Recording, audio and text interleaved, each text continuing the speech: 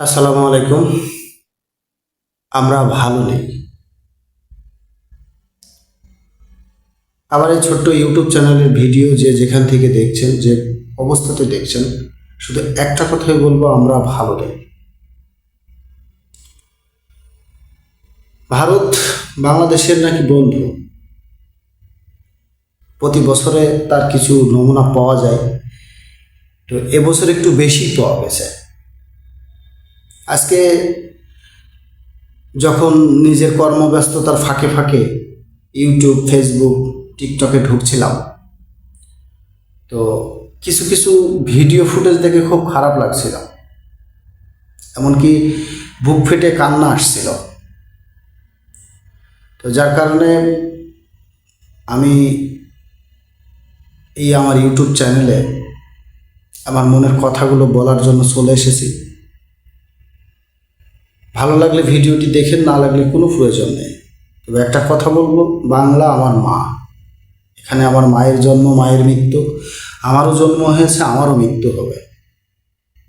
তাই এই দেশ, দেশের প্রেম যাদের ভিতরে আছে, শুধু তারাই ভিডিওটা দেখবেন। আর যারা ইন্ডিয়ান পাচাটা গোলাম, ইন্ডিয়াকে বন্ধু ভাবেন, তাদের দেখার দরকার নেই। তো ভিডিও কিছুই বলার নেই, আমি ভিডিও ফুটেজগুলো শুধু একটু দেখাবো যে আসলে বাংলাদেশের কি ক্ষতি হচ্ছে। এভাবে যদি চলতে থাকে তাহলে আগামী দিন আরও কি কি ক্ষতি হতে পারে। তো চলুন ফুটেজগুলো একে একে দেখাই। বাংলাদেশে যখন পানি প্রয়োজন হয় তখন কিন্তু ভারত দেয় না, আর যখন প্রয়োজন হয় না, নিজে বিপাকে পড়ে যায়, তখন দেয়। তবে সব থেকে বেশি খারাপ লেগেছে কিছু ছোট ছোট বাচ্চা বাঁচার জন্য যে আর্তনাদ প্রকাশ করছে, যে বাঁচার যে ইচ্ছাটা মানুষের কেমন, তাই ছোট ছোট বাচ্চাদের দেখলেই সেটা অনুভব করা যাবে। এইগুলো দেখে আসলে কি বলবো, সবারই খারাপ লাগবে। তো আমি একে একে চারটা ভিডিও ফুটেজ দেখাবো। চারটা ভিডিও ফুটেজ দেখলে বুঝতে পারবেন যে আসলে বাঁচার যে অনীহা আর মৃত্যু যে যন্ত্রণা, সেটা কি। চলো ফুটেজগুলো একটু দেখি। দেখুন তো এই শিশুটা বাঁচার জন্য কি করছে। এই ফুটেজ দেখার পরে কার না চোখে পানি আসবে। আল্লাহ, আল্লাহ তুমি এদেরকে সাহায্য করো, তুমি এদেরকে হেফাজত করো। এই পৃথিবীতে বাঁচতে কে না চায়, সবাই তো বাঁচতে চায়। আল্লাহ তুমি এদেরকে প্রাণ দান করো। এই শিশুটার কথা কি বলবো, এ তো মারাই গেছে। সন্তান হারানো শোক মা বাবা ছাড়া কেউ বুঝতে পারে না। মা কোথায় আছে, বাবা কোথায় আছে, আর বাচ্চাটা বানের জলে মরে ভাসতে ভাসতে কোনো একজনের হাতে এসে পড়ছে। ভারত সত্যি আমাদের বন্ধু।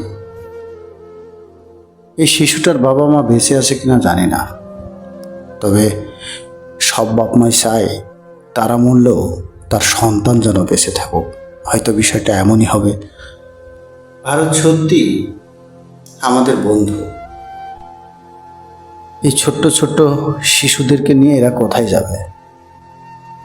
দেখুন এরা কতটা অসহায় হয়ে পড়েছে। ভিটে থেকেও আজ নাই, সম্পদ থেকেও কোনো কাজে আসছে না। কি জীবন এদের। অনেকগুলো ভিডিওই দেখেছি, সব থেকে বেশি কষ্ট লেগেছে এই চারটা ভিডিওতে। আমি আমার বাক শক্তিটা হারিয়ে ফেলেছিলাম। কি বলবো, এরপরেও এরপরেও আবারও বলছি, এরপরেও যারা ভারতকে বন্ধু ভাবেন, তারা বাংলাদেশে থেকেন না ভাই। ভারতে যে বসত বাড়ি করেন। ভারত কি দিয়েছে? বাংলাদেশে গ্যাস সরকার তার আগে যে রেটটা ছিল, ভারত যে রেটে গ্যাস পেয়েছে বাংলাদেশিরা সেই রেটে গ্যাস পায়নি। গ্যাসের খনি তো বাংলাদেশে। তাহলে ভারত বাঙালিদের থেকে স্বল্প মূল্যে গ্যাস ব্যবহার করতে পারে আর বাঙালিরা পারে না? ভারত আমাদের বন্ধু। বাংলাদেশ ব্যাংকের একজন ইন্ডিয়ান নিয়োগ কর্মকর্তা ছিল, কি প্রদীপ যেন নামটা আমার বেসিক্যালি মনে নেই, 15,000 কোটি টাকা বাংলাদেশ ব্যাংক থেকে আত্মসাৎ করে উনি কিন্তু ইন্ডিয়াতে চলে গেছে। বাংলাদেশে এখনো সরকারি চাকরিজীবী যতগুলো ডিপার্টমেন্ট আছে তাতে ভারতের লোক এখনো চাকরি করে খেয়ে পরে বেঁচে আছে। এই দালালরা, তোরা যা তো ভারতে দেখি একটা চাকরি পাস কিনা, সরকারি চাকরি। তোদের বলছি, যারা ভারতের দালালি করিস, যা তো যা, দেখা একটা চাকরি নিয়ে দেখা যে আমি বাংলাদেশের নাগরিক, ইন্ডিয়াতেও নাগরিকত্ব পেয়েছি, ইন্ডিয়াতে আমি চাকরি করছি। কি দিয়েছে তোদের ভারত? কি দিয়েছে? আল্লাহ তোদের হেদায়েত দিক। আর প্রিয় দেশবাসীর কাছে এবং প্রবাসী যে ভাইরা আছে, দেখেন বর্তমান জামানায় মানুষকে বিশ্বাস করা অনেকটাই কষ্টের একটা ব্যাপার স্যাপার। এর আগেও এমন একটা কথা গুঞ্জন শোনা গেছে যে অনেক ব্লগার এই টাকা উঠায়ে ব্যবসা করেছে। তো আমি বলতে চাই, নিজে গিয়ে বা যারা প্রবাসে আছেন তাদের ভাই ভাগার আত্মীয় স্বজন, মা ভাই বোন যারা আছে তাদের হাত দিয়ে নিজেরা স্পটে গিয়ে নিজে হাতে তাদের সহযোগিতাগুলো করে আসবেন। ভালো থাকবেন, সুস্থ থাকবেন, এই বলে আজকের মতো বিদায় নিচ্ছি। আল্লাহ হাফেজ।